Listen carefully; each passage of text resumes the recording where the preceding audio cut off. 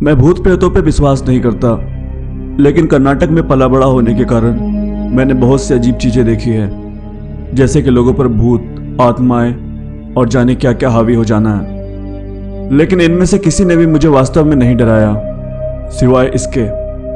जब मैं 12 साल का था, मैंने अपनी गर्मियों की छुट्टियां अपनी दादी के घर पे बिताई, जो एक खूबसूरत शहर चिकमंगलुरु में है।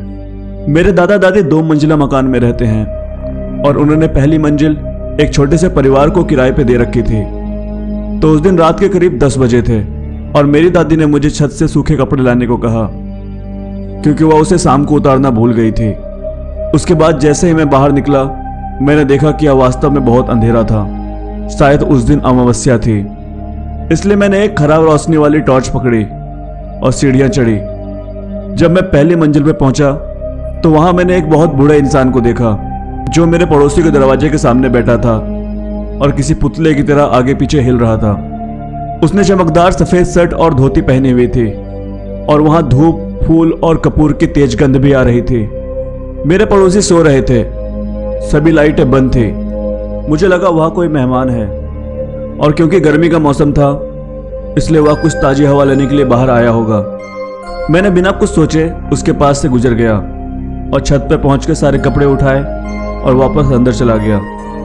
इस घटना के कुछ हफ्ते के बाद किसी काम से मैं पहली मंजिल पर अपने पड़ोसियों के घर गया।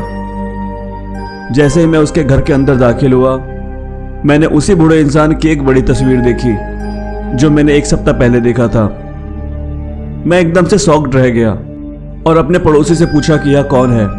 उन्होंने बताया कि यह उनके ससुर थे और उनकी 1 साल पहले मौत हो गई थी और पिछले ही हफ्ते उनकी बरसी थी। दोस्तों, आगे बढ़ने से पहले अगर आप इस चैनल पर नए आए हैं और हमारी कहानियां आपको पसंद आ रही है, तो मेरे इस चैनल को लाइक और सब्सक्राइब कर लें।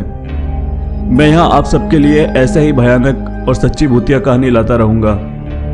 तो चलिए अगली कहानी की तरफ।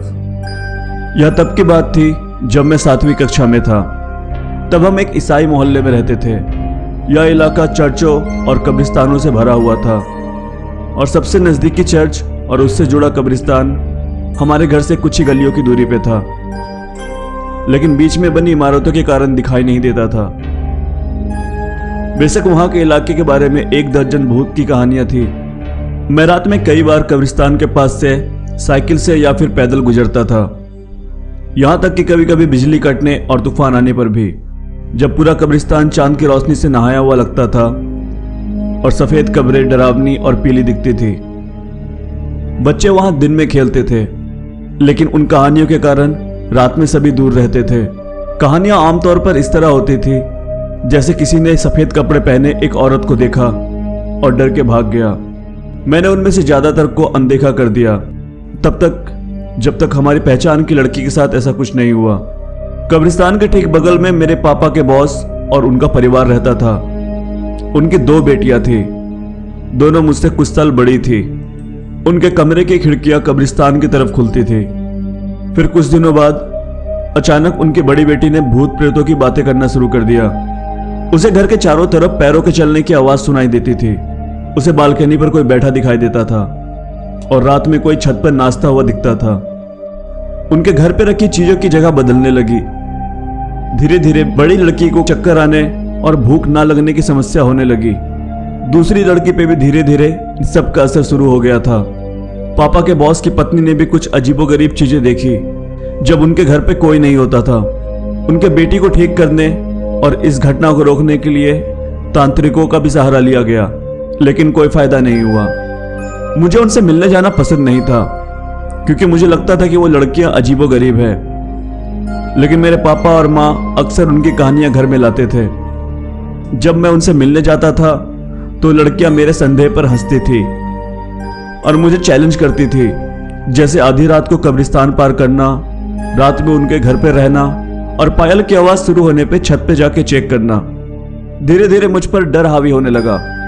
मैं साइकिल चला रहा होता और आंख के कोने से किसी को कब्र के पास खड़ा देखता।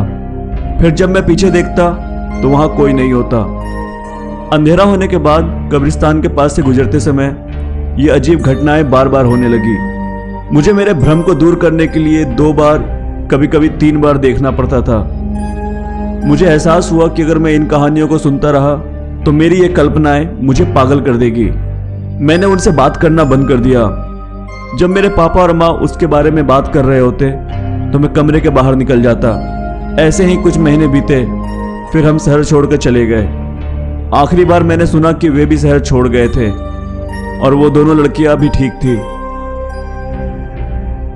उस वक्त मैं 8वीं क्लास में थी और अपने परिवार, जिसमें मेरे पापा, माँ, बड़ी बहन और मैं एक साथ कोयम्बटूर में रहते थे। फिर मेरे पापा का ट्रांसफर चेन्नई हो गया और हमें अन्ना नगर में किराए पर एक घर मिल गया। घर बहुत बड़ा था और पड़ोसी भी बहुत अच्छे थे, लेकिन किराया बहुत कम था। और सबसे बड़ी बात कि हमारे स्कूल के ठीक पीछे था। मेरे माँ पापा बहुत खुश हुए और हम बिना किसी देर किए वहां शिफ्ट हो गए। उस घर में पहले दिन से ही मेरे पापा और मुझे रात को एक पल भी नींद नहीं आती थी। अगर हम कभी थक कर सो जाते तो हमें ऐसा लगता कि कोई हमारा सिर पकड़ के खींच रहा है। मेरे पापा की नौकरी टूरिंग की थी, इसलिए वह महीने में शायद एक वीकेंड के लिए घर पर होते थे, लेकिन यह सब मुझे ही झेलना पड़ता था। मैं इस यातना से बचने के लिए खुली छत पर सोती थी, पर मेरी माँ और बहन को ऐसी कोई भी प्रॉब्लम नहीं होती और वो दोनों मेरी इस शिकायत को मेरा भ्रम समझ मेरा मजाक उड़ाती। पर सिर्फ मेरे पापा और मुझे रात में पायल की आवाज सुनाई देती थी, जैसे कि कोई घर का चक्कर लगा रहा हो। मैंने उन्हें यह बताने की कोशिश की कि हमें घर बदलने की जरूरत है, लेकिन कोई भी 12 साल की लड़की की बात नहीं सुनना चाहता था। और वैसे भी इस घर के मुकाबले आसपास के घर का किराया लगभग दुगना था। एक दिन मैं और मेरी बहन उनके स्कूल के दोस्त के घर गई, जो हमारे घर के पीछे रहती थी। हम मिलकर एक फोटो एल्बम देख रहे थे, तभी हमारे सामने एक लड़की का चेहरा आया। हमने उनसे पूछा कि ये कौन है, तो हमारी सहेली ने जवाब दिया कि यह लड़की हमारे वाले घर में रहती थी और मोटरसाइकिल दुर्घटना में मर गई थी। जिस दिन उनकी मौत हुई उस दिन वह अपनी छोटी बहन और पापा के साथ पायल को लेकर झगड़ रही थी। उसके बाद वो बाहर निकल गई और दुर्घटना का शिकार हो गई। शुक्र है कि इससे मेरी माँ और पापा को थोड़ा आश्चर्य हुआ और हमने उसी महीने उस घर को बदल दिया। तब से मैं आराम से सो पा रही हूँ।